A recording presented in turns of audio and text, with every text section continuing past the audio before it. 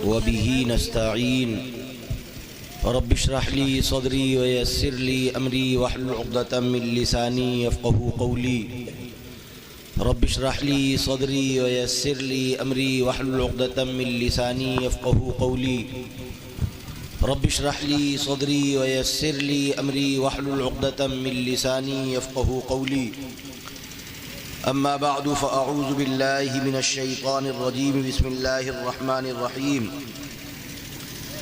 يا أيها الذين آمنوا إنما الخمر والميسر والأنصاب والأزلام رجس من عمل الشيطان فاجتنبوه لعلكم تفلحون صدق اللہ مولانا العلی العظیم۔ حضرات علماء کرام، معزز و محترم سامعین، بزرگوں، دوستوں، نوجوان دینی و ایمانی بھائیوں، ماؤں، بہنوں،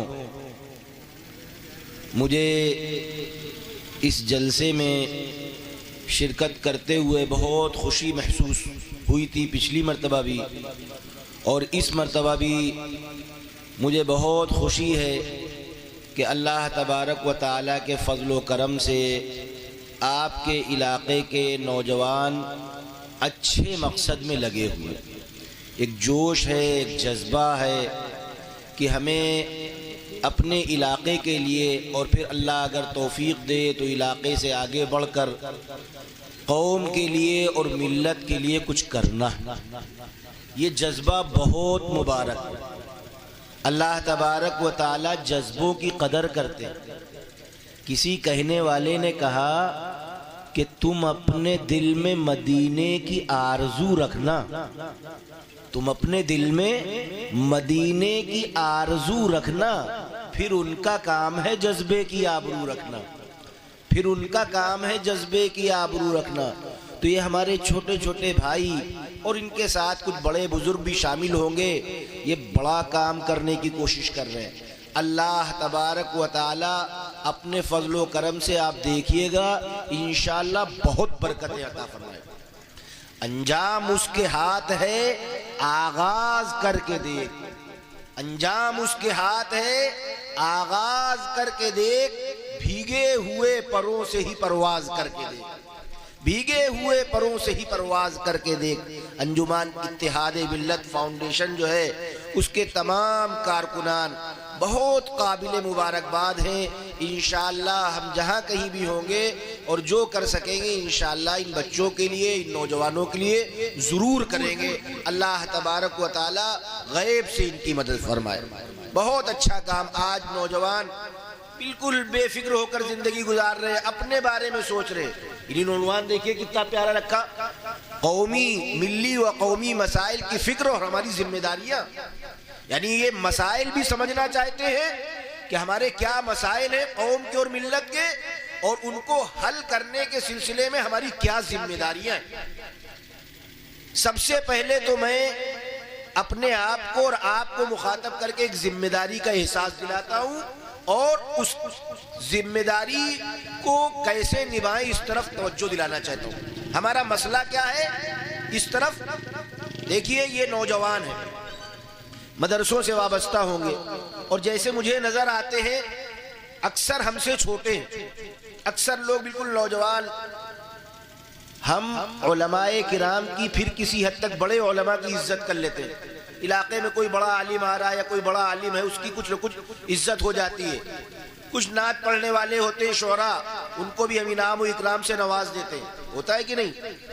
لیکن جو ہمارے اصل نوجوان ہوتے، جو مکتب چلاتے ہیں، جو حفظ پڑھا رہے ہوتے ہیں، جو ہماری نونہال بچے ہیں، ان کو اصل میں جو دین کی طرف موڑنے والے ہوتے ہیں، ہم ان کی حوصلہ افزائی نہیں کر پاتے۔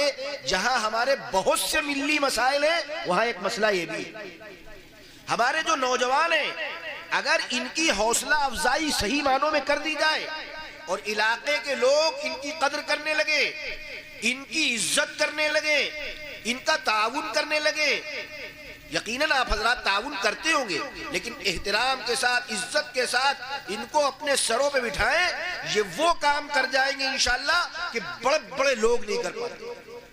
آپ ان کے دستے بازو بن کر تو دیکھیے، خاص طور سے حفاظ کی خوب عزت افزائی کریے، خوب جتنا ہو سکے مکتب پڑھانے والے عالموں، حافظوں، مولویوں کی آپ خوب عزت کریے، خوب احترام کیجیے۔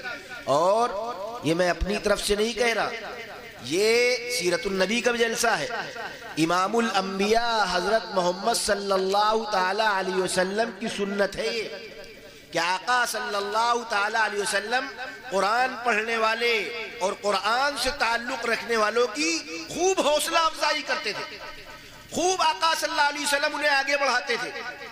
آپ نے سنا ہوگا ایک نام، حضرت ابی بن کعب رضی اللہ تعالیٰ عنہ کا، یہ علماء جانتے ہیں۔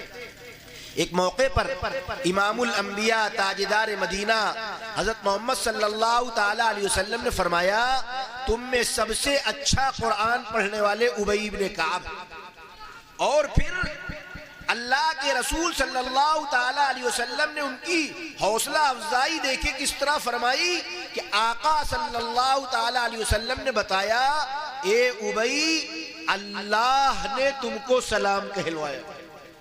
سوچو کتنا بڑا مقام۔ ابھی ہمارے پاس کوئی یہ بتائے آ کر کہ آپ کو مودی جی نے سلام کہلوایا ہے اور آپ کی خیریت معلوم کی ہے، ہمارا چینہ چوڑا ہو جائے گا۔ اوہ ہر ایک سے بتاتے پھریں گے کالا روچے، ارے کچھ پتا چلا پرائم منسٹر کا خط آیا ہے میرے نام اور میں جا رہا ہوں سمان کے لیے، وہاں میرا سمان ہوگا اور میرا تذکرہ پارلیمنٹ میں ہوا ہے۔ ایسا لگے گا جیسے کون سا بڑا انعام مل گیا۔ میرے بھائیوں، یہ دنیا کے جو بادشاہ ہیں، دنیا کے حاکم ہیں، ان کی حیثیت اللہ کے آگے، قادر مطلق کے آگے مچھر کے پر کے برابر ہے۔ وہ قادر مطلق، وہ مالک ارض و سماوات، وہ رب ذوالجلال فرما رہا ہے۔ نبی پاک صلی اللہ تعالی علیہ وسلم بتا رہے ہیں کہ اللہ نے تمہیں سلام کہلوایا ہے اس لیے کہ تم قرآن بہت اچھا پڑھتے ہو۔ حضرت ابی بن کعب رضی اللہ تعالیٰ عنہ کی آنکھوں میں آنسو آ گئے اور پوچھتے ہیں، اللہ سمانی، کیا اللہ نے میرا نام لے کر کہا ہے، میرا نام لیا ہے؟ آقا صلی اللہ تعالی علیہ وسلم فرماتے ہیں، ہاں ہاں اللہ سما کا، ہاں ہاں جی ہاں، اللہ نے فرشتوں کے درمیان روح القدس جبریل امین سے یہ کہا کہ جا کر محمد صلی اللہ علیہ وسلم سے بتاؤ کہ تمہارے غلام ابی بن کعب کو اللہ سلام کہہ رہا۔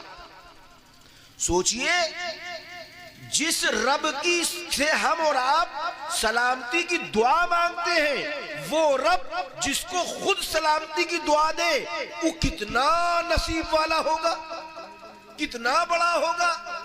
میرا کمال شعر تو بس اتنا ہے اے جگر، میرا کمال شعر تو بس اتنا ہے اے جگر، وہ مجھ پہ چھا گئے میں زمانے پہ چھا گیا، وہ مجھ پہ چھا گئے میں زمانے پہ چھا گیا۔ حوصلہ افزائی کریے، کم از کم مال نہیں خرچ کر سکتے ہیں تو عزت دیجیے۔ بہت سے لوگ ایسے ہیں، خدا نہ کرے کہ آپ میں سے کوئی ہو، آپ بہت اچھے لوگ ہیں تبھی یہ تنظیم آگے بڑھ رہی ہے، ورنہ اگر علاقے کے لوگ زیادہ پیر کھینچتے ہیں تو آدمی مایوس ہو جاتا ہے۔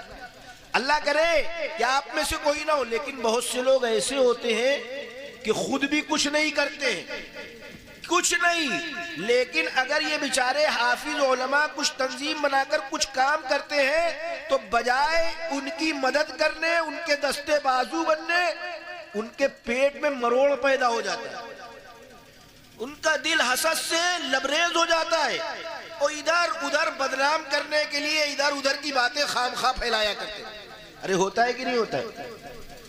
پیٹ میں مروڑ، خوش تو کچھ دے نہیں رہے، الٹا اگر کوئی دے رہا ہے، کوئی کچھ کر رہا ہے تو بھی ان کو ایک آنکھ نہیں بھا رہا ہے۔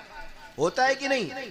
آپ نے شاید نام نہ سنا ہو لیکن علماء جانتے ہیں، ایک بزرگ گزرے ہیں پالن حقانی، نام سنا؟ پالن حقانی رحمت اللہ علیہ، ان کی ایک کتاب ہے لطائف حقانی، اس میں ایک لطیفہ لکھا ہوا ہے بڑا عجیب۔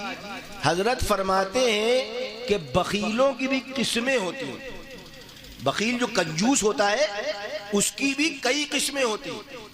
ایک کنجوس تو وہ ہوتا ہے جو خود تو کھاتا ہے لیکن دوسروں کو نہیں کھلاتا۔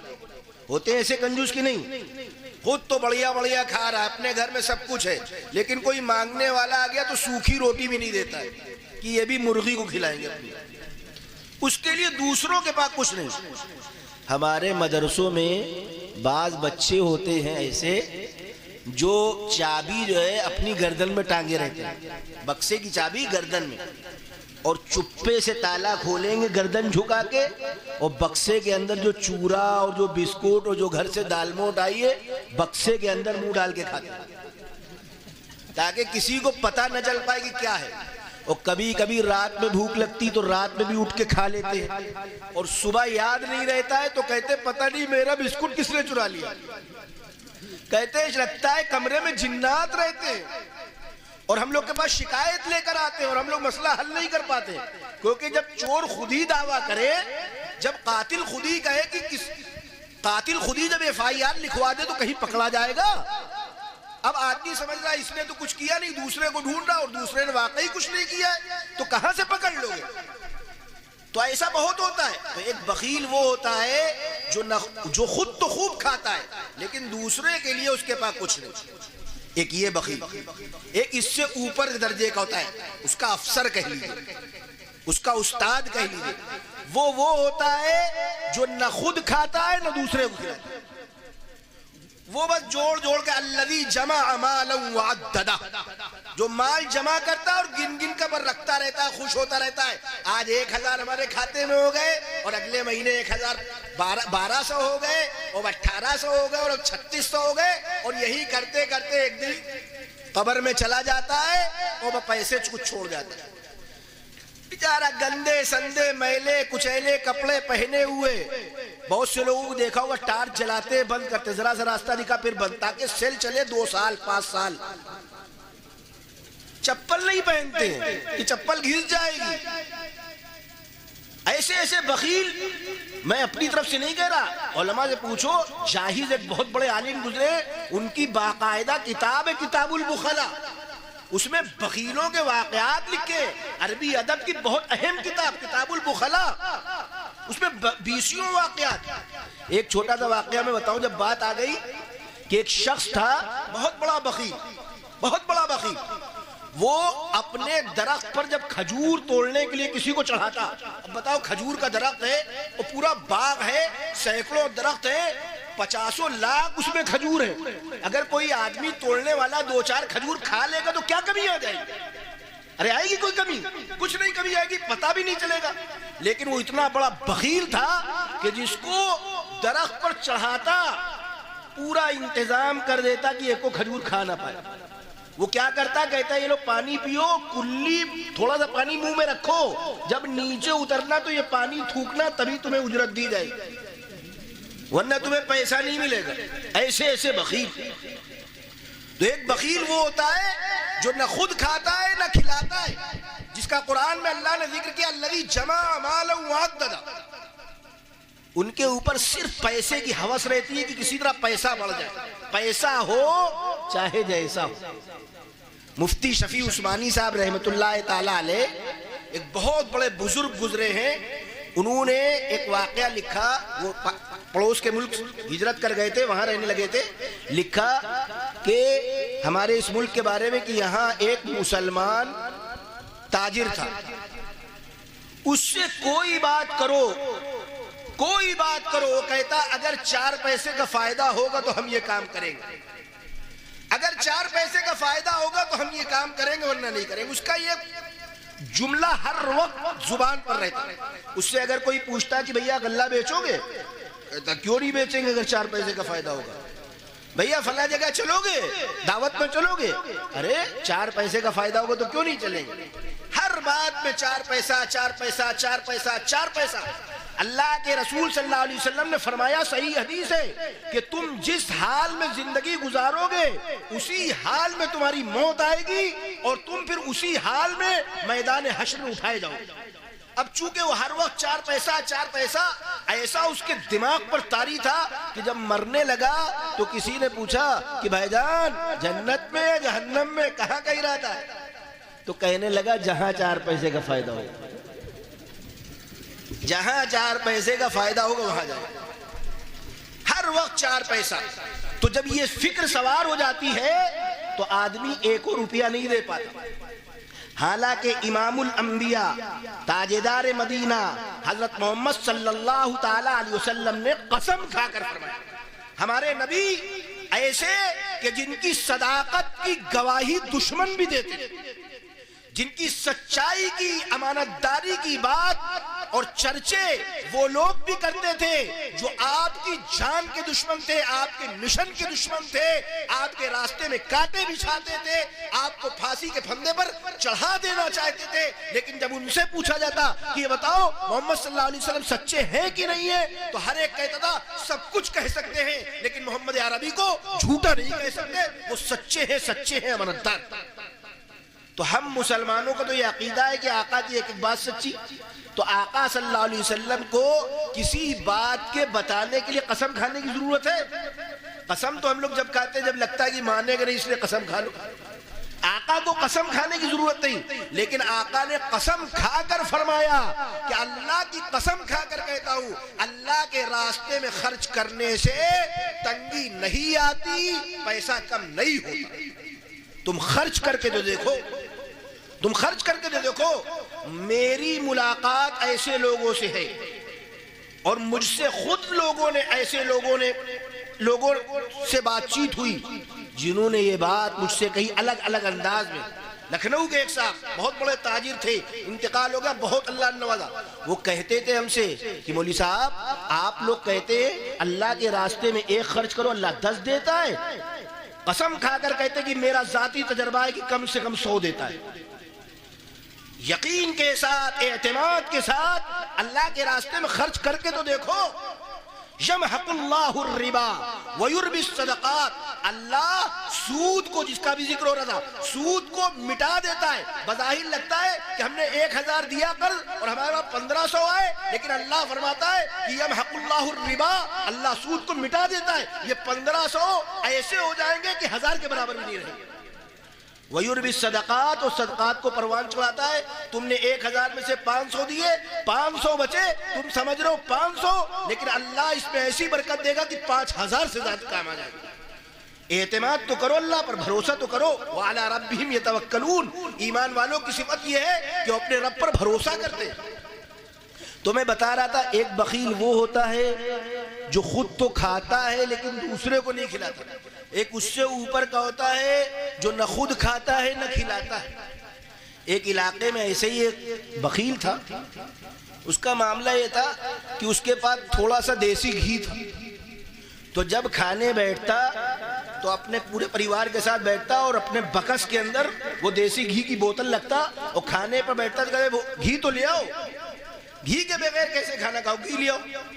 اب گھی آ جاتا تو روٹی کے اوپر بوتل لگا دی جاتی، چھوا دی جاتی اور سب لوگ کھاتے اور کہتے دیکھو کتنا مزہ آ رہا ہے، بغیر گھی کا کھانا اچھا نہیں لگتا، کتنا اچھا لگ رہا ہے گھی سے۔ تو بچے وغیرہ بھی کہتے ہاں ابا بہت اچھا لگ رہا ہے نا، جیسی روح ویسے فرشتے مثال ہے، جیسی تربیت ویسا معاملہ۔ بچے بھی کہتے، گھر والے کہتے ہاں بہت مزہ آتا ہے۔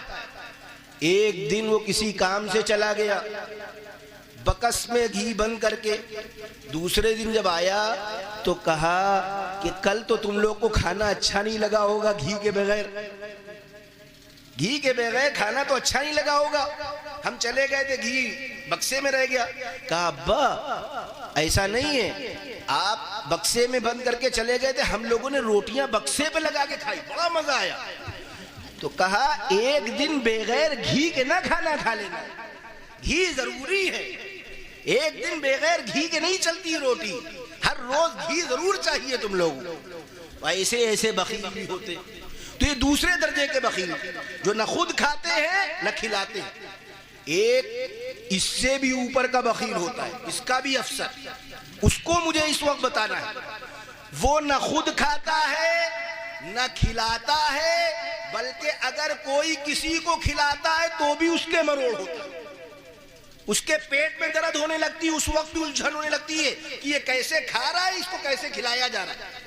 ہمارے معاشرے کا ایک مسئلہ جو ملی مسائل ہے، ان میں ایک مسئلہ یہ بھی ہے کہ ہمارے درمیان اس طرح کے بہت سے بخیل پائے جا رہے کہ اگر کوئی مدرسے کا کام کر رہا ہے اور کچھ لوگ مدرسے کا تعاون کر رہے ہیں، اگر کوئی مسجد کی تعمیر کر رہا ہے، کچھ لوگ مسجد کی تعمیر میں حصہ لے رہے، تو بھی ان کے مروڑ ہوتا ہے۔ خود تو کچھ نہیں دے رہے ہیں، کہہ رہے کیا ضرورت ہے مسجد کی، ایک مسجد تو ہے، جب وہ بھر جائے تب دوسری بنائی جائے، خام خواہ کے لیے مسجد مسجد مسجد کیا کرتے ہیں۔ کوئی ضرورت ہے مسجد کی؟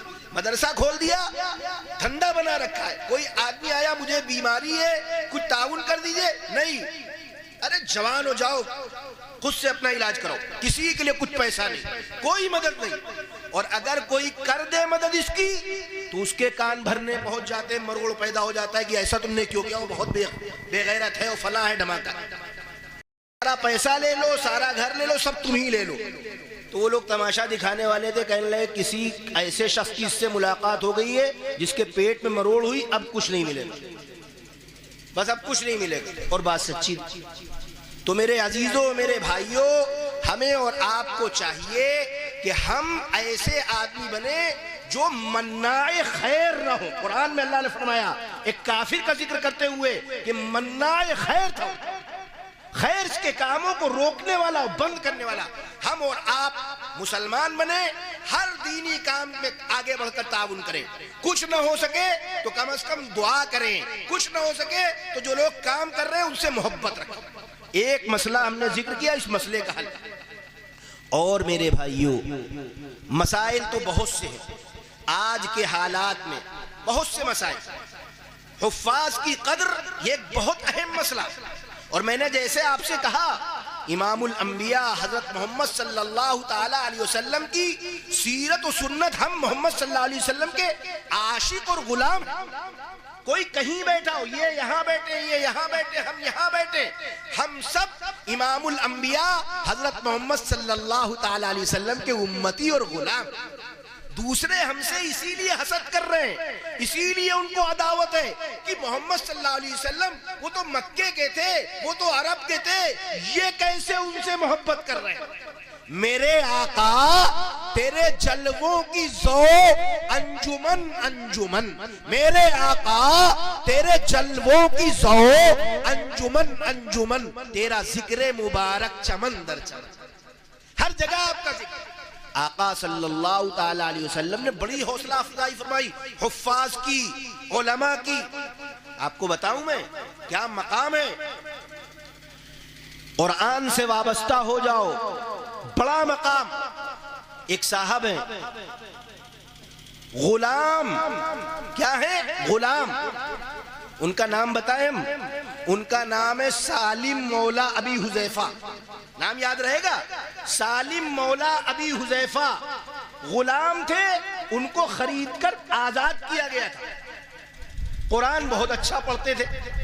اللہ کے رسول صلی اللہ علیہ وسلم نے ایک موقع پر فرمایا خذوا القرآن عن 40، 4 لوگوں سے قرآن سیکھو۔ ان 4 میں سے ایک سالم مولا ابی حذیفہ بھی تھا۔ ام المؤمنین عفت معاب، سید عالم، ہم سب کی ماں، ہم تمام ایمان والے، چاہے وہ کالے ہوں، گورے ہوں، عربی ہوں، اجمی ہوں، غریب ہوں، مالدار ہوں، دیہات کے ہوں، شہر کے ہوں، سارے ایمان والوں کی ماں ہے امی عائشہ۔ ارے ہے کہ نہیں ہے؟ نبی پاک صلی اللہ علیہ وسلم کی جتنی بیویاں ہیں، ازواج ہیں، وہ قرآن کے کہنے کے مطابق ہم سب ایمان والوں کی ماں۔ امی عائشہ ایک دن اپنے والد ماجد صدیق اکبر رضی اللہ تعالی عنہ کے گھر سے نکلی آقا صلی اللہ علیہ وسلم کے گھر آنے کے لیے، لیکن راستے میں کافی دیر ہو گئی۔ ہوتا ہے نا کسی کام سے بھیجو اور انتظار کرتے رہو۔ ہمارا ایک چھوٹا بھائی تھا، ہمیں آج تک یاد ہے، ہمارے والد مارتے نہیں تھے لیکن ہمارا چھوٹا بھائی ایک مرتبہ بہت پٹا۔ ہوا یہ کہ والد صاحب نے اس کو کسی کام سے بھیجا سامان لینے کے لیے، اور وہ صاحب آ ہی نہیں رہے.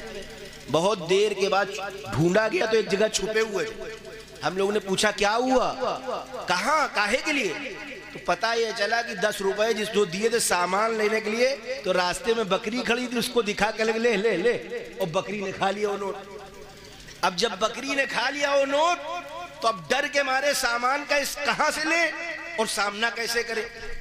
ارے ہو گئی تھی غلطی تو آگے بتاتے, لیکن اب وہ انتظار, 10 روپے کا غم نہیں, لیکن جو وقت لگتا اس میں بڑی پریشانی ہوتی ہے. تو امی عائشہ صدیقہ رضی اللہ تعالیٰ عنہا حضرت نبی پاک صلی اللہ علیہ وسلم کے گھر آنے کے لیے اپنے والد کے گھر سے نکلی, لیکن کافی دیر ہو گئی, بہت دیر کے بعد پہنچی.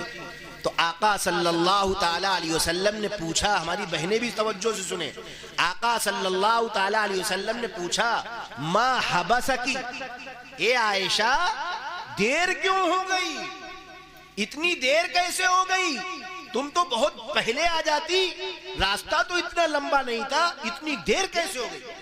کہتی ہیں پیارے آقا, ہم گھر سے نکلے آنے کے لیے, راستے میں ایک گھر میں قرآن پڑھا جا رہا تھا, اتنا اچھا لب و لہجہ تھا, اتنے اچھے انداز میں قرآن کی تلاوت ہو رہی تھی کہ میرے قدم وہیں پر جم گئے, اور میں بے اختیار قرآن کی تلاوت سننے لگی. سننے میں اتنا وقت گزر گیا مجھے کچھ احساس ہی نہیں. جو لوگ گانے بجانے کے, موبائل میں فلمیں دیکھنے کے عادی ہوتے, ان سے پوچھو, جو میچ دیکھنے کے عادی ہوتے, 2-4 گھنٹے گزر جاتے انہیں پتہ ہی نہیں چلتا. جو قرآن کا عاشق ہوتا ہے, قرآن سننے میں ایسا مہ ہو جاتا ہے کہ اسے وقت گزرنے کا احساس نہیں ہوتا. ہم اور آپ نہیں سمجھ سکتے, لیکن یہ حقیقت ہے. عشق کیا ہے پہلے دل لگا کے دیکھو, عشق کیا ہے پہلے دل لگا کے دیکھو, پھر ہماری حالت مسکرا کے دیکھو, پھر ہماری حالت مسکرا کے دیکھو. اے پیارے آقا, اتنا اچھا قرآن پڑھا جا رہا تھا کہ میں قرآن سننے میں غرق ہو گئی, کافی وقت گزر گیا, مجھے احساس ہی نہیں ہوا. گھر کی عورتیں جب کوئی بات بتاتی ہیں, ایسے انداز میں جب بتاتی تو مرد بھی متاثر ہو جاتے, ہوتا ہے کہ نہیں؟ ہماری بہنیں اس کام میں بڑی ماہر ہیں, شکایت لگانے. اگر پڑوسی کے بچے نے ہمارے بچے کو مار دیا تو خالی اتنا نہیں بتائیں کہ مار دیا, پہلے بڑی تمیزیں, تم تو بڑے بے غیرت, پوچھ کیا ہوا, ارے ہمیں کچھ نہیں بتانا, تمہارے جیسا بے غیرت آدمی ہی نہیں ہوگا. پہلے اس کو مشتعل کر دیں گی, جب پورا توا گرم ہو جائے گا تب کہیں گے کہ مارا ہے, آج پھر مارا ہے. اب چھوٹی سی بات کو ہنگامہ کھڑا ہو جاتا ہے, ہوتا ہے کہ نہیں؟ امی عائشہ صدیقہ نے کچھ اس انداز میں ان قاری صاحب کا ذکر کیا کہ امام الانبیاء حضرت محمد صلی اللہ علیہ وسلم جلدی سے کھڑے ہو گئے اور ایسی تیزی سے نکلے گھر سے کہ چادر گھسٹ رہی ہے. آقا صلی اللہ علیہ وسلم دوڑے دوڑے اس گھر میں پہنچے, اور پھر آقا نے بھی کان لگا دیے. روایات میں آتا ہے حتی استمع الیہ طویلا, استماع کا لفظ آتا ہے غور سے بہت سننے کے لیے. آقا صلی اللہ علیہ وسلم نے بہت غور سے کان لگا کر دیر تک قرآن سنا, بہت دیر تک قرآن سنا. اور سن کر آقا جب واپس آئے تو امی عائشہ تو سن کر چلی آئی تھی, انہیں معلوم نہیں تھا کہ کون پڑھ رہا ہے. آقا نے بتایا, اے عائشہ جانتی وہ کون ہے؟ سالم مولا ابی حذیفہ ہے, وہ ایک غلام تھے. وہ مقام دیکھو, آقا صلی اللہ تعالیٰ علیہ وسلم ان کا قرآن سن رہے ہیں اور فرما رہے ہیں کہ سالم مولا ابی حذیفہ تھے.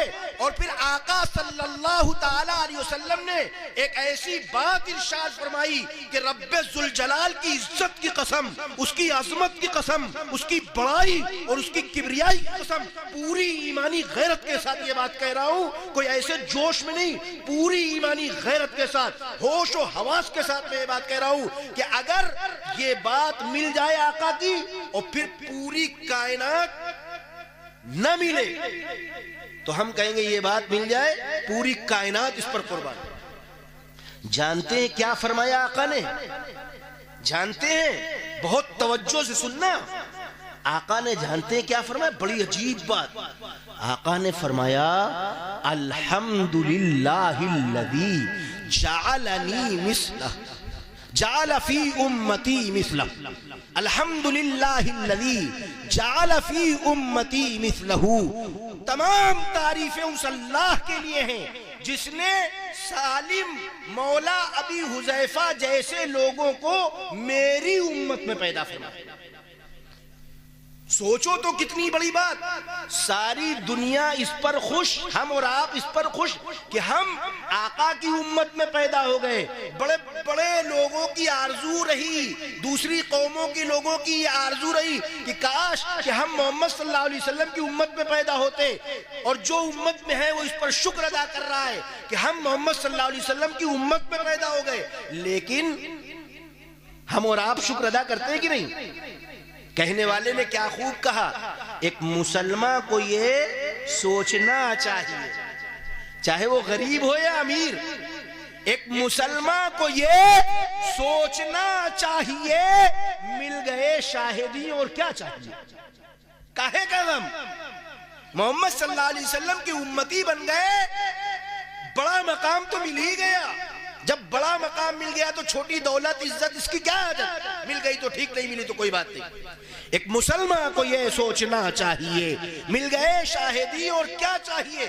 لیکن سالم مولا ابی حذیفہ کا مقام دیکھو کہ رسول اللہ صلی اللہ علیہ وسلم اللہ کا شکر ادا کر رہے ہیں کہ اللہ آپ انہیں موسیٰ کا امتی بھی بنا سکتے تھے، عیسیٰ کا امتی بھی بنا سکتے تھے، یہ نوح کی قوم میں بھی پیدا ہو سکتے تھے، لیکن اے اللہ آپ کا شکر ہے کہ اس جیسے باکمال لوگوں کو آپ نے میری امت میں پیدا کیا.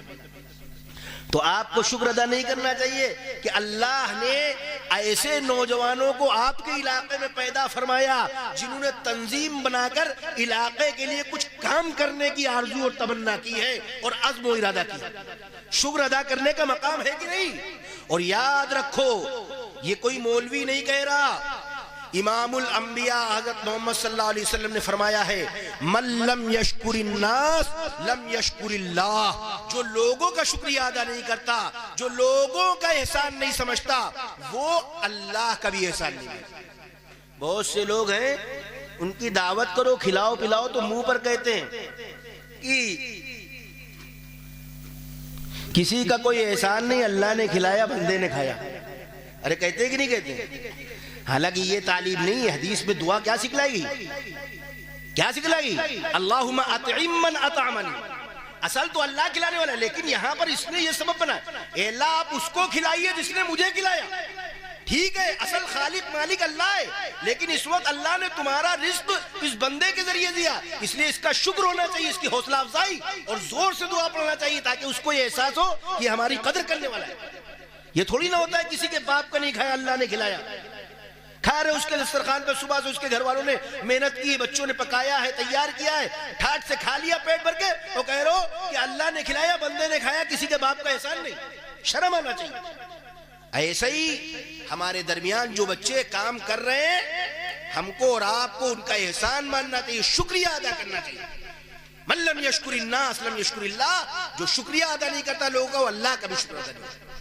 تو ایک مسئلہ یہ ہے، اور اسی کے ساتھ ساتھ چونکہ وقت کم ہے اس لیے میں ایک آدھ باتیں اور ان نوجوانوں سے بھی کرنا چاہتا ہوں اور آپ سے اور اپنے آپ سے کہ دیکھو حالات بہت سخت ہیں. ملک کے حالات آپ جان رہے کیسے ہیں. مدرسوں پر، مسجدوں پر، خانقاہوں پر، دینی مراکز پر، علماء پر، حفاظ پر، عام مسلمانوں پر الگ الگ انداز میں کیسی کیسی سازشیں اور کیسے کیسے منصوبے بن رہے ہیں یہ آپ سب سمجھ. ارے ہے بات کی نہیں؟ ایسے حالات میں دو چیزوں کی بہت ضرورت. دیکھو لکھا ہوا ہے نا، ہماری ذمہ داری فکر اور ہماری ذمہ داری. میں آپ کا بڑا بھائی ہونے کے ناطے اور آپ لوگوں کا چھوٹا ہونے کے ناطے کوئی تقریر نہیں، دو باتیں بہت ضروری آج کی حالات میں. مسئلہ سمجھنے کے بعد سمجھ میں آ گیا، سمجھنے کے بعد ہمیں ہمت بھی حوصلہ بھی رکھنا ہے، بزدل نہیں بننا ہے. بزدلی نہیں، مومن کا شعار نہیں بزدل بننا. پوری ہمت پوری قوت کے ساتھ بھاگے بغیر حالات کو سمجھ کر حالات کا ڈٹ کر مقابلہ کرنے کا عزم ارادہ منصوبہ بنانا. بات سمجھ آ رہی کہ نہیں؟ حالات کے آگے ڈٹنا ہے، بھاگنا نہیں ہے. مومن کا کام نہیں ہے کہ بھاگے حالات سے، حالات کا مقابلہ کرنا ہے، اس کے لیے اپنے آپ کو تیار کرنا. ایک بات. دوسری چیز، حالات سے ڈٹنے کا یہ مطلب بھی نہ سمجھ لینا کہ بس آگ کے اندر چھلانگ لگا دو اور اپنے ساتھ اپنے گاؤں اور اپنے علاقے کو بدنام کرو، اور اللہ نہ کرے کوئی بڑا مسئلہ ہو جائے اور پھر زندگیاں برباد. اب کیسے فرق کریں گے کہ ہمیں کہاں پر ڈٹنا ہے اور کہاں پر سمجھوتا کرنا، یہ کیسے سمجھیں گے؟ دیکھو، تقریر مت سمجھو، میں آپ کو آپ کی اور اپنی ذمہ داری کا احساس دلا رہا ہوں، بتا رہا ہوں. خالی مرض نہیں بتا رہا ہوں، مرض کے ساتھ ساتھ علاج بھی، اور علاج اور مرض دونوں قرآن و سنت کی روشنی میں. ہمیں اور آپ کو حالات سے لڑنے کا، حالات کا مقابلہ کرنے کے لیے ہمت اور حوصلے سے بھی کام لینا ہے، اور ساتھ میں حماقت سے بھی اپنے آپ کو بچانا ہے. لا تلقوا بأیدیکم الی التہلکہ، اپنے آپ کو ہلاکت میں ڈالو، اس کو بھی سمجھنا. ارے بات سمجھ میں آ رہی کہ نہیں ہے؟ دیکھو میں مثال سے بات سمجھاؤں، آپ کو تب بات سمجھ میں آئے گی، پھر میں اور بتاؤں. بات سمجھو، مثال سے بات سمجھو. حضرت نبی پاک صلی اللہ تعالی علیہ وسلم کے ایک صحابی ہیں جن کا نام ہے، ہماری بہنیں بھی سمجھیں، عبداللہ ابن حذافہ السہمی. بات سمجھنا، عبداللہ ابن حذافہ السہمی، یہ حضرت نبی پاک صلی اللہ تعالی علیہ وسلم کے ایک صحابی، اور اتنے قیمتی صحابی ہیں کہ نبی پاک صلی اللہ تعالی علیہ وسلم نے جو بڑے بڑے بادشاہوں کے نام دعوتی خط جاری کیے تھے، بھیجے تھے، ان میں سے کئی خط ان کے ذریعے سے بھیجے. ان کو روم کا بادشاہ قیصر تک جانتا تھا کہ کون ہے عبداللہ ابن حذافہ. حضرت عمر ابن الخطاب رضی اللہ تعالیٰ عنہ کے دور میں عبداللہ ابن حذافہ السہمی اپنے کئی ساتھیوں کے ساتھ گرفتار ہو گئے، اور گرفتار ہونے کے بعد ان کو لے جایا گیا روم کے بڑے بادشاہ قیصر کے پاس. روم کے بڑے بادشاہ قیصر کے پاس، یعنی تھانے میں نہیں، کوتوالی میں نہیں، ڈائریکٹ سب سے بڑا بادشاہ جو تھا اس کے پاس لے جایا گیا عبداللہ ابن حذافہ السہمی اور ان کے ساتھیوں. روم کا بادشاہ قیصر کسی ایک پردیش کا، کسی ایک دیش کا بادشاہ نہیں تھا. جہاں جہاں عیسائیت تھی، جتنے ملکوں میں، سب کا سب سے بڑا بادشاہ تھا قیصر. روم کا بادشاہ، اس کا لقب قیصر. اب جب اس کے سامنے عبداللہ ابن حذافہ اور ان کے ساتھی پہنچے تو قیصر کہتے ہیں، عبداللہ مجھے تمہیں اس حال میں دیکھ کر بڑا ترس آ رہا ہے، تم بیڑیوں میں جکڑے ہوئے گرفتار ہو، تم بہت اچھے نوجوان ہو، بڑے قیمتی آدمی، بڑے سمجھدار ہو، میں نہیں چاہتا کہ تمہیں کوئی سزا دی جائے. اشاروں میں بات سمجھنا، بہت کھل کے نہیں میں بات کروں گا، اشاروں میں. اے عبداللہ، میں تمہیں سزا نہیں دینا چاہتا، میں تمہیں ہلاک نہیں کرنا چاہتا، میں تمہیں چھوڑ دینا چاہتا ہوں. میری ایک بات مان لو. کیا؟ میری ایک بات یہ مان لو کہ تم دھرم واپسی کرو. محمد صلی اللہ، نعرہ دیا جا رہا ہے کہ نہیں دیا جا رہا ہے؟ محمد صلی اللہ تعالی علیہ وسلم کے دین سے پھر جاؤ، تم میرا دین قبول کر لو، ہم تمہیں کوئی سزا نہیں دیں گے، بڑی عزت سے رکھیں گے. تم بس محمد صلی اللہ علیہ وسلم کے دین کو چھوڑ دو، ان کے دامن سے اپنے آپ کو الگ کر لو، ہم تمہیں بڑی عزت دیں گے. عبداللہ ابن حذافہ نے ایسا ظاہر کیا جیسے سنا ہی نہیں. تمہاری بات اس لائق ہے ہی نہیں کہ اس کو سنا جائے، اس کو ماننا تو بہت دور کی بات. ہمارے سامنے اگر کوئی اس طرح کی پیشکش آئے، ہمیں اور آپ کو بھی یہی انداز اختیار کرنا ہے، یہ بات ایسی لغو ہے کہ ہم اس کو سننا بھی نہیں چاہتے، توجہ دینا تو بہت دور کی بات. جب ہرقل نے دیکھا کہ ان پر کوئی اثر نہیں ہوا تو پیشکش آگے بڑھائی. ظالموں کا یہ طریقہ ہے کہ پہلے لالچ دیتے، اب پیشکش آگے بڑھائی، اور دھیرے دھیرے بڑھاتے بڑھاتے یہاں تک بڑھا دی، دھیرے دھیرے کر کے، اے عبداللہ اگر تم میرا دین قبول کر لو تو میری نگاہ میں تم ایسے ہو کہ میں تم کو اپنی حکومت میں شریک کر لوں، آدھی حکومت میری، آدھی تمہاری. دھیرے دھیرے بڑھتے بڑھتے پہلے تہائی کا، اتنا آخر میں کہا آدھا تمہارا آدھا ہمارا. اب بھی عبداللہ ابن حذافہ نے کچھ نہیں جواب دیا. اب آگے بڑھ کر کہتا ہے اے عبداللہ سنو آخری بات، اگر تم میری بات مان لو گے، تم محمد صلی اللہ علیہ وسلم کے دین سے پھر جاؤ گے، تو میں نہ صرف تمہیں اپنی حکومت میں شریک کروں گا، بلکہ میری بہت خوبصورت چہیتی دلاری بچی ہے، بیٹی ہے، میں تمہارا نکاح اس سے کر دوں گا۔ اب بتاؤ اس سے بڑا کوئی اعزاز ہو سکتا ہے؟ تمہارا نکاح اس سے کر دوں گا، اپنے گھر کا فرد بنا لوں گا۔ جب عبداللہ ابن حذیفہ نے دیکھا کہ یہ بار بار وہی بات کر رہا، آگے بڑھ رہا ہے، تو جانتے کیا جواب دیا؟ ایمان والوں اسی کا نام جرأت، اسی کو میں کہہ رہا ہوں پوری ہمت کے ساتھ، حوصلے کے ساتھ ڈٹنا ہے۔ کیا کہتے ہیں؟ لو اعطیتنی جمیع ما تملک وجمیع ما یملک العرب ما رجعت عن دین محمد طرفت عین۔ اے قیصر سنو، تم جتنے خزانوں کے، جتنے ملکوں کے بادشاہ ہو، جتنی تمہاری حکومتیں ہیں، سب میرے قدموں میں لا کر رکھ دو، اور عرب جتنی حکومتوں کے مالک ہیں وہ سب میرے قدموں میں لا کر رکھ دو، تب بھی میں پلک جھپکنے کے برابر بھی حضرت محمد صلی اللہ علیہ وسلم کے دین سے نہیں ہوں۔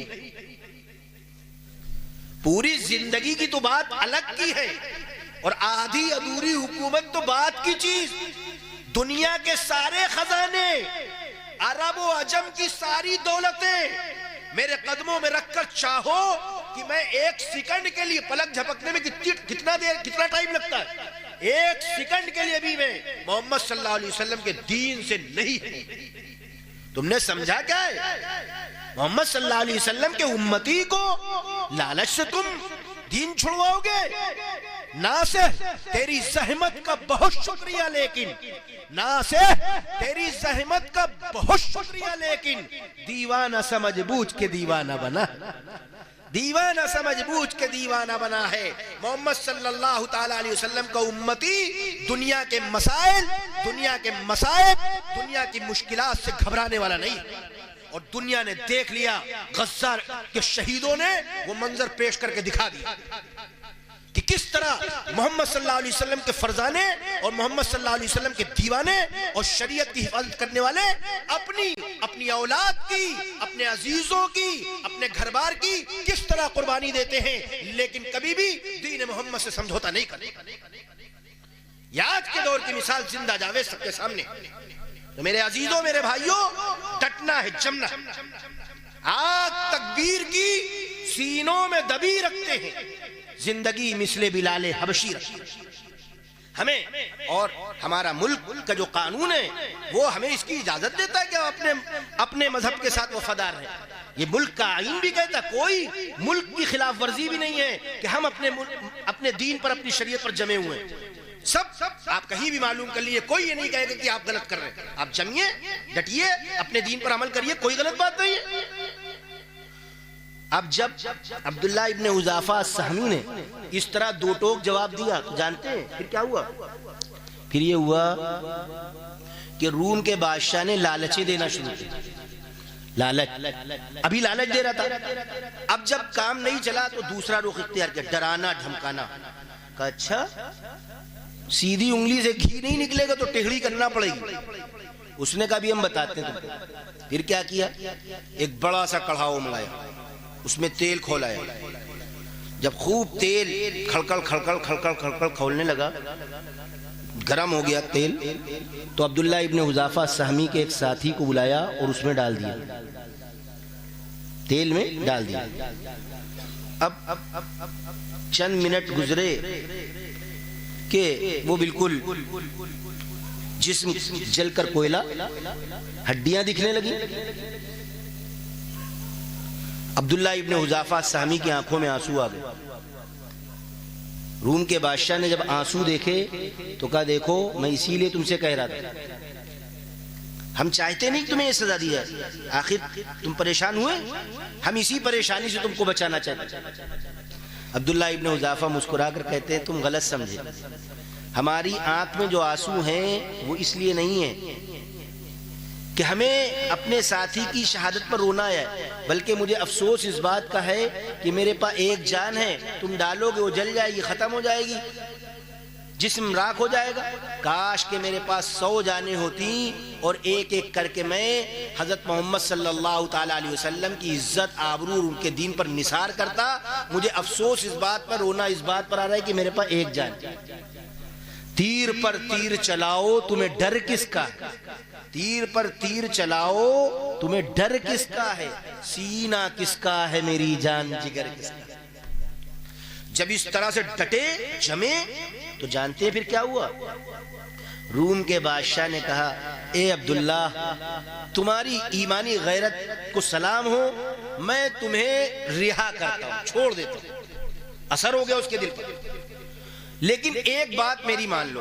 دیکھو میں نے کہا نا کہاں ڈٹنا ہے اور کہاں سمجھوتا کرنا ہے. اس روم کے بادشاہ نے کہا تم کو میری ایک بات ماننا ہے. کہا کیا؟ کہا تم میری پیشانی کا بوسہ دے دو، پیشانی کو چوم لو بس. عبداللہ ابن حذافہ آگے بڑھے اور پیشانی کو چوم لیا. اس نے کہا تم جاؤ اور اپنے ساتھیوں کو بھی لے آؤ. چلے آئے. اب آپ اور ہم میں سے کوئی سوچ سکتا ہے کہ وہ محمد صلی اللہ علیہ وسلم کے دین کا باغی تھا، ظالم تھا، اور یہ تھا وہ تھا، اس کی پیشانی کا بوسہ نہیں دینا چاہیے تھا؟ کوئی کہہ سکتا ہے کہ نہیں کہہ سکتا ہے؟ ہم بتائیں آپ سے، آپ کیا کہیں گے؟ زیادہ سے زیادہ پیشانی کا بوسہ دینا گناہ ہی تو کہیں گے کہ جو شخص مسلمانوں کا اس طرح دشمن، اس کی پیشانی کا بوسہ دینا گناہ، یہی تو کہیں گے. لیکن مسئلہ آپ کو معلوم ہونا چاہیے کہ اگر جان بچانے کے لیے کوئی چھوٹا موٹا گناہ کرنا پڑے تو گناہ کر لینا چاہیے، یہی اسلام کا حکم ہے. اگر مان لیجئے کوئی مردار جانور ہے، مردار جانور کھانا حرام ہے کہ نہیں ہے؟ ارے حرام ہے، گناہ ہے. لیکن اگر کسی کی جان جا رہی ہو بھوک کی وجہ سے تو اب اس کے لیے ضروری ہے کہ وہ اس مردار میں سے کھا کر اپنی جان بچائے. ہے مسئلہ کہ نہیں؟ عام لوگوں کے لیے وہ مردار حرام، لیکن جس کی جان جا رہی ہے جان بچانے کے لیے مردار حلال، کھا سکتا ہے. ایسے ہی اگر وہ گناہ بھی تھا تو اپنی اور ایمان والوں کی جان بچانا وقت کا تقاضا تھا. جہاں پر ڈٹنا تھا ڈٹ گئے، اور جہاں پر صلح اور سمجھوتے کی ضرورت تھی صلح، بات مانی. یہ ہے آج کی فکر کہ ہمیں اور آپ کو اس بات کا فیصلہ کرنا ہے کہاں جمنا ہے اور کہاں بات ماننا، کہاں کس طرح کے حالات ہیں، حالات کو سمجھ کر اس کے تقاضے پر عمل کرنا. اور پھر جانتے ہیں آپ کیا ہوا؟ ہوا یہ کہ عبداللہ ابن حذافہ اپنے ساتھیوں کو لے کر جب مدینے کے لیے نکلے، حضرت عمر رضی اللہ تعالیٰ عنہ کا دور ہے، ان کو پہلے ہی سے معلوم ہو گیا. حضرت عمر رضی اللہ تعالیٰ عنہ اپنے ساتھیوں کے ساتھ باہر نکلے اور باہر نکل کر عبداللہ ابن حذافہ اور ان کے ساتھیوں کا استقبال کیا. اور حضرت عمر جن کے بارے میں نبی نے فرمایا میرے بعد اگر کوئی نبی ہوتا تو عمر ہوتے، ان عمر نے عبداللہ ابن حذافہ کی پیشانی کا بوسہ دیا اور فرمایا حق علی کل مسلم، حق علی کل مسلم ان یقبل رأس ابی حذافہ. ہر مسلمان کو ضروری ہے کہ وہ عبداللہ ابن حذافہ کی پیشانی کا بوسہ دے. ان کی حکمت دیکھو، ان کی اعلیٰ تدبیر تو دیکھو کہ محمد صلی اللہ علیہ وسلم کے دین کو رسوا بھی نہیں ہونے دیا اور اپنی اور اپنے ساتھیوں کی جان بھی بچا لی. یہی ایک ایمان والے کی حکمت، یہی ہے فراست ایمانی جس کو کہا اللہ کے نبی نے اتقی فراست المومن، ایمان والے کی فراست سے بچو فإنہ ینظر بنور اللہ، اللہ کے نور سے وہ دیکھو. یہ چیز کیسے پیدا ہو؟ آخری بات، یہ چیز کیسے پیدا ہو کہ کہاں ہمیں جٹنا ہے، کہاں ہمیں ڈٹنا ہے، کیا کرنا ہے؟ یہ سوچ اور یہ فکر پیدا ہوگی علماء کی رہنمائی اور رہبری میں کام کرنے سے. اور یہ چھوٹے علماء جو ہیں ان کے اندر یہ صلاحیت پیدا ہوگی اپنے بڑے عالموں اور اپنے بڑوں سے رابطے میں رہنے سے اور بڑوں کی کتابوں کا مطالعہ کرنے سے. میں ایک چھوٹی سی مثال دے کر اس مسئلے پر بات ختم کروں گا. حضرت مولانا مظفر حسین کاندھلوی رحمۃ اللہ علیہ، مولانا الیاس صاحب رحمۃ اللہ علیہ کا نام سنا کہ نہیں سنا؟ تبلیغی جماعت کے بانی، فضائل اعمال جو کتاب پڑھی جاتی ہے تبلیغی جماعت کی، مولانا زکریا صاحب رحمۃ اللہ علیہ، حضرت مولانا الیاس صاحب رحمۃ اللہ علیہ کے بھتیجے، پورا ایک خاندان ہے بہت بڑا. حضرت مولانا الیاس صاحب رحمۃ اللہ علیہ کے دادا پردادا تھے مولانا مظفر حسین کاندھلوی رحمۃ اللہ علیہ. ایک دن اپنے کچھ ساتھیوں کے ساتھ کسی علاقے کا سفر کر رہے تھے، اہم سفر. راستے میں ایک بستی پڑی تو ان لوگوں نے کہا چلو نماز کا وقت ہو رہا ہے، نماز پڑھ لی جائے. اب پوری بستی مسلمانوں کی ڈھونڈا تو ایک مسجد ملی، لیکن مسجد بالکل ویران، گندی سندی، کوئی نماز کا انتظام نہیں۔ بڑی حیرانی ہوئی، یہ کیا بات ہے، بستی مسلمانوں کی اور مسجد ویران۔ گئے مسجد کی جتنی اس وقت میں صفائی ہو سکتی تھی صفائی وفائی کی، اور پھر جب وقت بالکل ہو گیا اذان دی، تھوڑی دیر انتظار کیا، کوئی نہیں آیا تو ان لوگوں نے نماز پڑھ لی۔ اب نماز پڑھنے کے بعد یہ لوگ بیٹھے، کہا یہ تو بڑی عجیب بات ہے کہ مسلمانوں کی بستی ہے اور کوئی نماز نہیں پڑھ رہا ہے، آگے کا سفر پھر کریں گے، آج لوگوں کے مسائل جانتے ہیں، فکر کرتے ہیں، کیوں نماز نہیں پڑھ رہے، ان کو ابھارے، ترغیب دے کہ مسجد آ کے نماز پڑھو۔ اب لوگوں کے گھر گئے، ایک ایک گھر، تو سب لوگ جانتے ہیں کیا کرے تھے، ارے ہم لوگ تو نماز پڑھنا چاہتے ہیں لیکن ہمارے چودھری صاحب نماز نہیں پڑھتے، تو چودھری صاحب ہمارے بڑے، جب وہ نہیں پڑھتے تو ہم بھی نہیں پڑھتے، اگر وہ پڑھے تو ہم پڑھیں گے۔ جس کو پوچھو اس کا یہی جواب، چودھری صاحب سے بات کریے بھائی، چودھری صاحب پڑھیں گے تو ہم بھی پڑھیں گے۔ الناس علی دین ملوکہم، لوگ اپنے بادشاہوں اور حاکموں کے دین پر ہوتے ہیں، چودھری صاحب سے بات کیجیے۔ اب یہ لوگ سب چودھری صاحب کے پاس گئے۔ مفتی مظفر حسین صاحب رحمۃ اللہ علیہ تعالیٰ علیہ، بڑے بزرگ نورانی چہرہ، جب چودھری صاحب سے ملاقات ہوئی تو چودھری پر بڑا اثر ہوا، چہرہ دیکھ کر متاثر ہوا۔ تو حضرت نے فرمایا آپ لوگ نماز کیوں نہیں پڑھتے ہیں، مسجد ویران ہے اور سارے لوگ، اگر آپ پڑھنے لگے نماز تو آپ کو اپنی نماز کا بھی ثواب ملے گا اور ان لوگوں کی نمازوں کا ثواب بھی ملے گا جو آپ کے جیسے پڑھیں گے، اور اگر نہیں پڑھیں گے تو آپ بھی گنہگار اور ان کے گناہ کا بھی بوجھ آپ پر اللہ دے گا۔ آپ کوشش کیجئے، مسجد آئیے، پڑھیے نماز۔ تو کہا مولانا صاحب ہم بڑے گنہگار آدمی ہیں، ہمیں شرم آتی ہے مسجد جاتی، ہم بہت بڑے زناکار ہیں، زنا میری فطرت میں داخل ہے، اس سے میں باز نہیں رہ پاتا، اور شراب کا بھی میں رسیہ ہوں، شراب بھی خوب پیتا ہوں میں۔ اب بتائیے شرابی زناکاری کرنے والا کس منہ سے مسجد جائے، اس لیے میں مسجد نہیں جاتا ہوں، اور میں نہیں جا رہا ہوں تو اب یہ لوگ بھی نہیں جا رہے، اب میں کیا کر سکتا ہوں؟ تو حضرت نے فرمایا شراب پینے سے اور زناکاری سے نماز سے کیا تعلق؟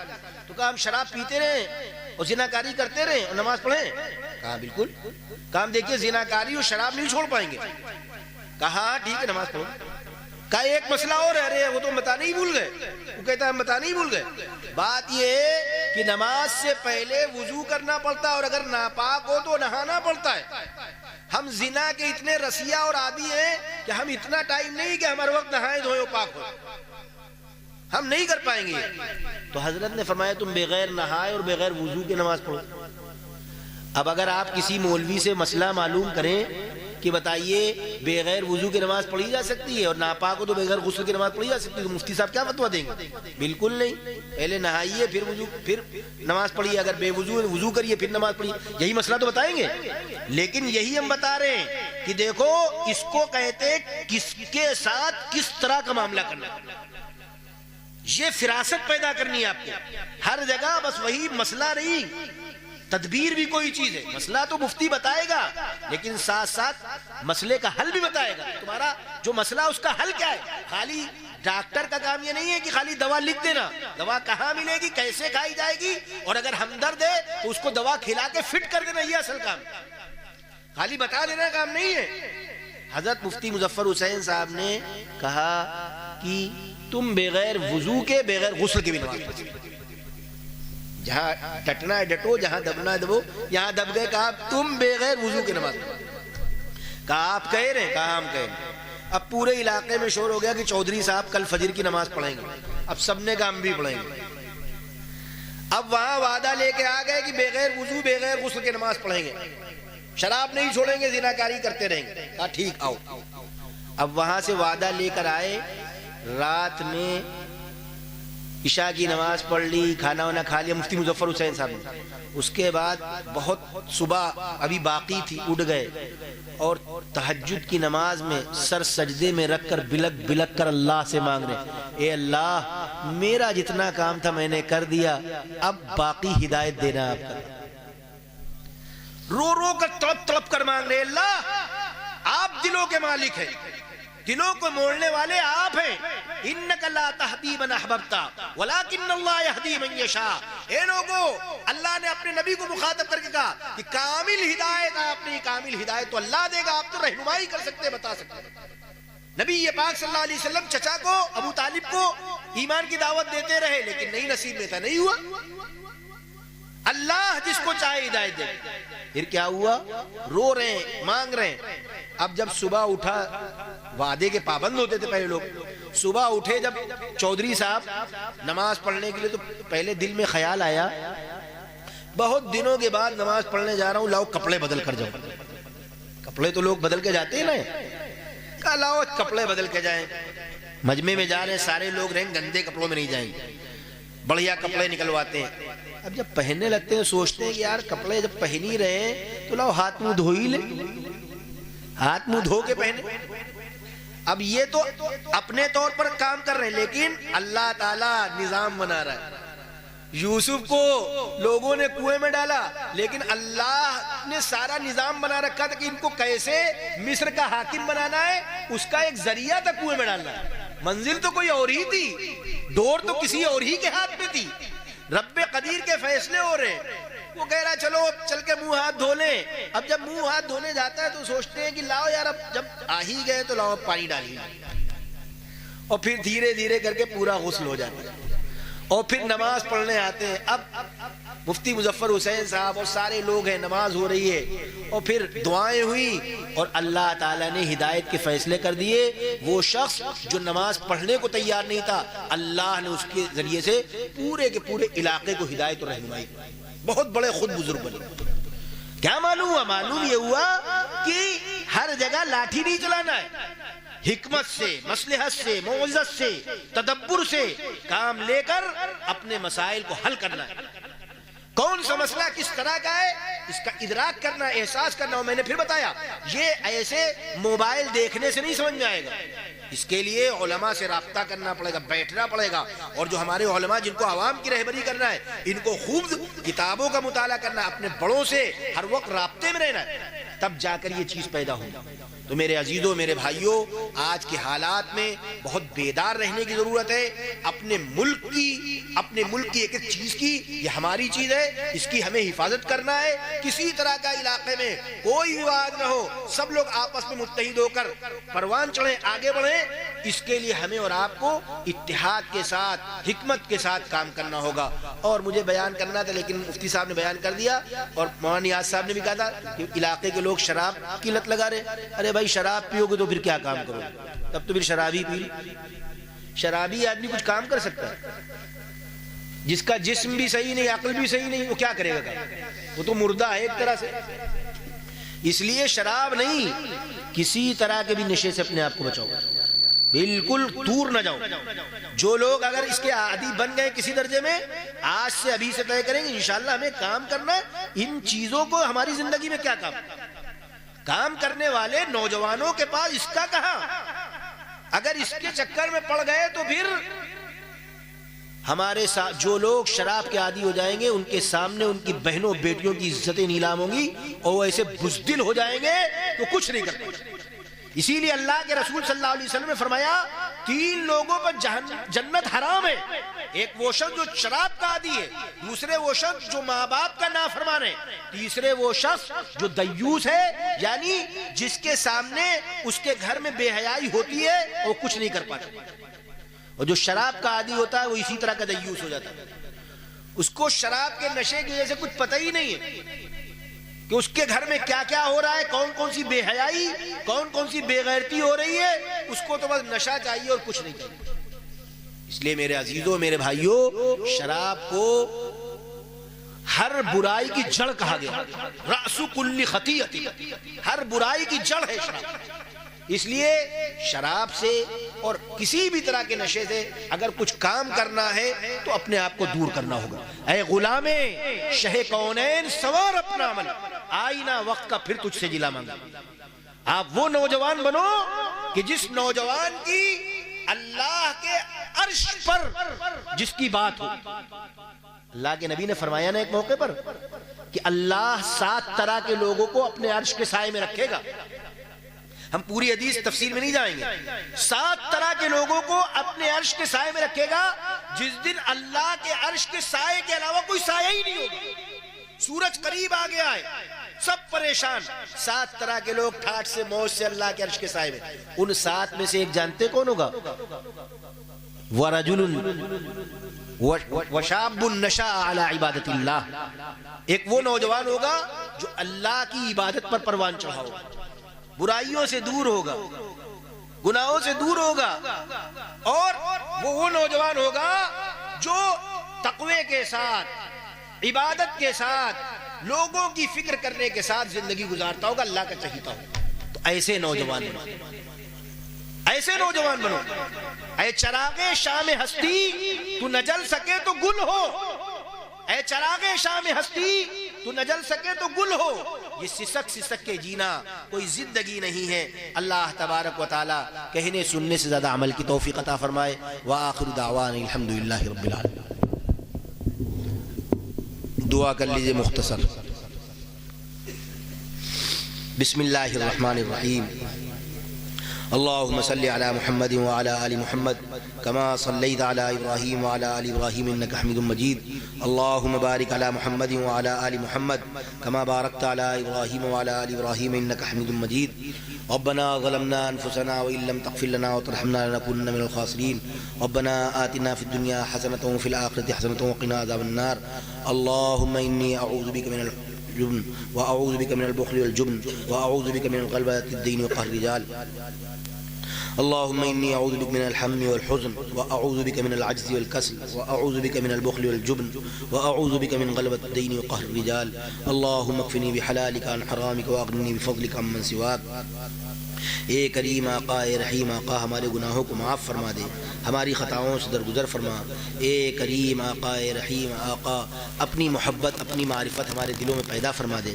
اپنے حبیب حضرت محمد صلی اللہ تعالیٰ علیہ وسلم کی ایک ایک سنت پر عمل کرنے والا بنا دے.